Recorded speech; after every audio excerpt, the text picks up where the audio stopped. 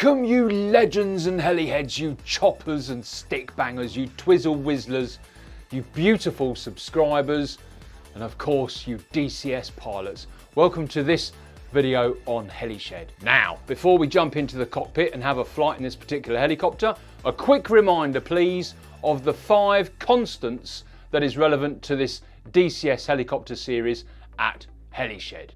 Constant number 1. Please watch the introduction video for this series and you can see the card up there. It's very important that you watch that so you understand the context. Number 2. This is an introduction only to these particular platforms or DCS helicopters and covers no real depth on any of the particular modules. Number 3. This is not a tutorial. This is a monologue whilst I'm operating the platform. Number 4.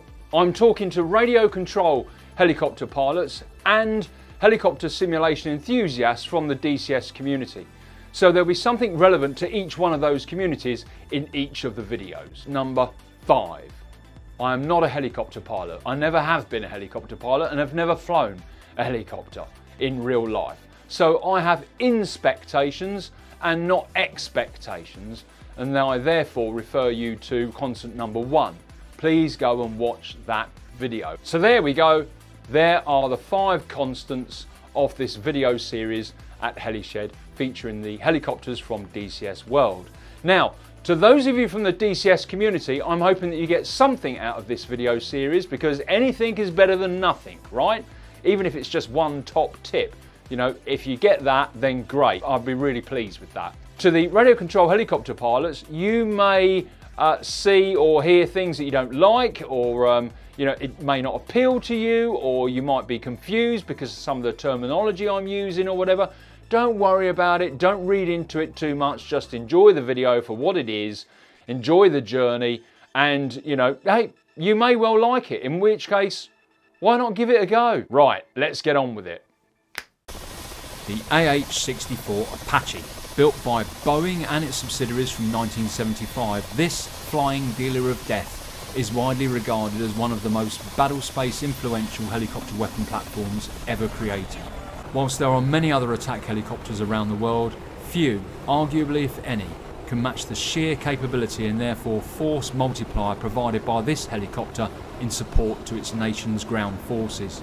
There have been around 5,000 made since 2024 and are in service with the US Army, the British Army, the Israeli Air Force, Royal Saudi Land Forces, Greece, Japan, Netherlands, Singapore, the UAE and many other countries around the world whose populace sleeps safer at night knowing the Apache is in their national defence arsenal. With up to 16 Hellfire missiles carried on 4 pylons, more rockets than Jeff Bezos, Musk and NASA has altogether, and the infamous head-tracked M230 Bushmaster 30mm chain gun, the only thing more elite than this war machine are the men and women who operate them. So do yourself a favour, go find one, make friends with them. Yes, legends, this is indeed a war machine, so get your butts in this cockpit and let's crack on. Welcome to the cockpit of the AH-64D Apache, a war machine all on its own. This is a fantastic helicopter in real life, and this module by DCS World is, as I've said in the couple of videos before now, the very best that you can get. Quick orientation for you. So I've popped up that red box up there for my RC helicopter friends and colleagues. This represents the movement of the cyclic, as you can see there, the rudder pedals, as you can see there, and the collective, as you can see there. It also simulates the parking brake that you can also see there. That's so that you can see what's going on as we're flying, etc. Every single switch and button that you can see in this cockpit, you can flick, click, it does something. Everything does something. The modules from DCS World are study level simulations. So look, here's the bottom line. If you know how to start up an Apache or any other helicopter or a jet in DCS World, the big exam question, could you do it in real life? And the answer is absolutely you could. Now, will you absolutely shit yourself as soon as you actually take off? Yeah, and that's the difference between knowing how to start something up and fly it in a simulated world, and of course those extremely talented people that are real pilots. And of course, hats off to our brethren and sisters who fly for the armed forces around the world in these wonderful helicopters. Now look, as I've said, this is not a tutorial, so I'm not going to start going through how to start it up and everything else. This is predominantly aimed at trying to bring together the radio control helicopter world and DCS world. And you know what, if one of you from the radio control helicopters think to yourself, you know what, I might give this a go, and one person from the DCS community gets something out of the videos that I produce for Heli-Shed, then job done. Let's give the rotors some power now. Rotor RPM low. Just looking at my screen here, which shows me what's going on with the engines, etc. You'll note that the view is moving around. This is called Track IR. I'm actually using a system called Toby IX. It basically tracks your head. So wherever you move your head, your view moves, and it gives you 6 degrees of freedom. So you can move backwards and forwards inside the cockpit, etc. Like a lot of simmers, they like to fly in virtual reality. I'm no different, because virtual reality is just amazing, gawping. Get me out of here! Oh my God! No, I can't do it. I'm up here with the birds. No. Let's crack on. So this first video is a sequence of 3 videos on the Apache. The first one how to fly it, the second one on how to navigate with it, and the third one on how to engage with it. This is a weapons platform. What's the first thing we're going to cover? Well, the first thing we're going to cover is how to hover. Now here's the thing, in the radio control helicopter world, the most difficult thing to do is to hover.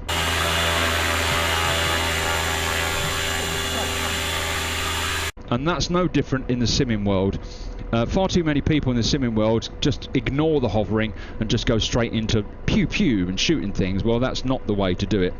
And of course, if you do that in the radio control helicopter world, then as soon as you ignore the importance of being able to hover, then you're going to smash into the ground. And on a 700 size, that will cost you a lot of money.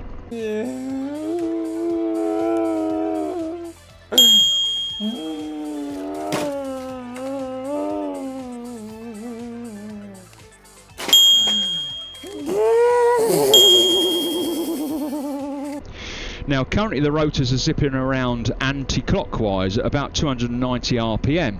For a radio control helicopter world, you know, on a 700 size, let's say we're going at about 1900 RPM.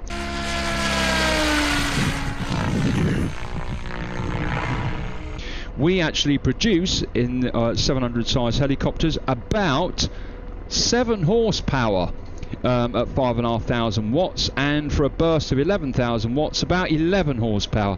This has 1900 horsepower. That's speculative, there's probably a bit more than that, but 1900 horsepower. We have 700mm blades, 1400 millimeters from one tip to the end of the other tip. This is 14.9 meters.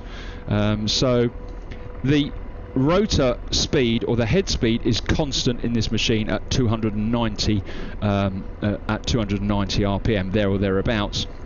So moving our collective is going to move our pitch, no different than radio control helicopters. You know, we're not going to have no effect whatsoever on the speed of the head, i.e. the head speed. But because these rotors are going around anti-clockwise, as soon as we give some collective, the helicopter is going to want to tilt to the right. Oh, there you go, you can see it. It's going to want to tilt to the right. So to counteract that, we need to give some left cyclic.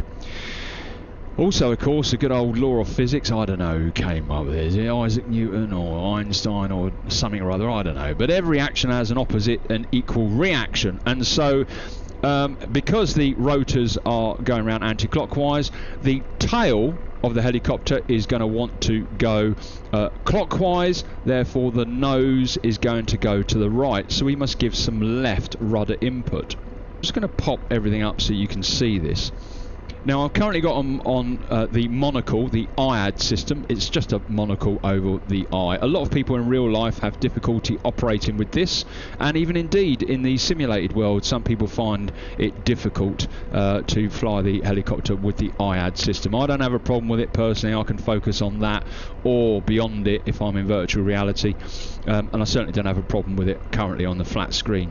So that's the IAD system, and on the left hand side there you can see the display for the flight controls there, the head-up display there, and so what we're going to do is we're going to turn the IADs off, and we're also going to turn off that display, because the best top tip I can give you when it comes to learning to hover in a helicopter is don't use any aids whatsoever. Turn cockpit shaking off, which is a immersion thing.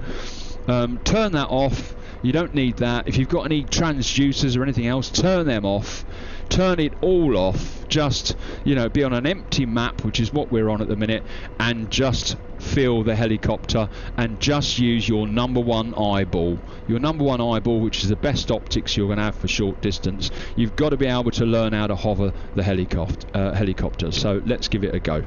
Just keep your eyes on that red box there. I'm completely going with feel, no aids whatsoever, and you know, like I said, if you can hover, this is weighted as well, 50% fuel, we've got rockets on board, we've got 16 8 Hellfires, so I mean it's loaded, it's heavy, you know, it's a heavy helicopter, and we've got no problems whatsoever using number one eyeball and our situational awareness.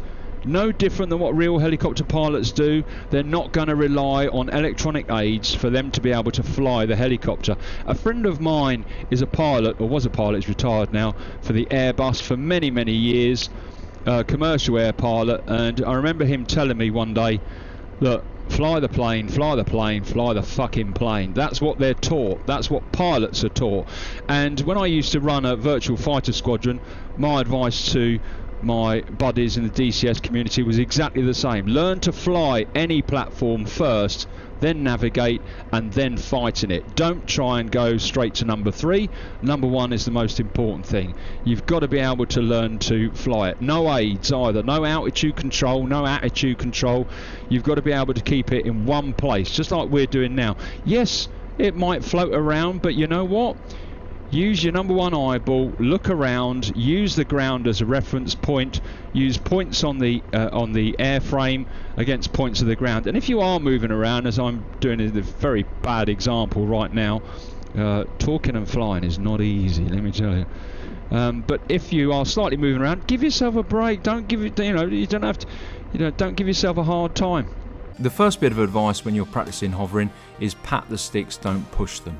And the second bit of advice is lead the helicopter in the hover, don't chase it.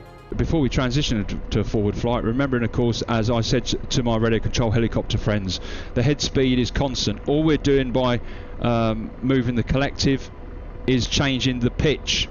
And I'm going to try and I'm going to turn the display back on now, and hopefully let's see if we can zoom in and hover at the same time. Oh yeah, I knew that would be difficult.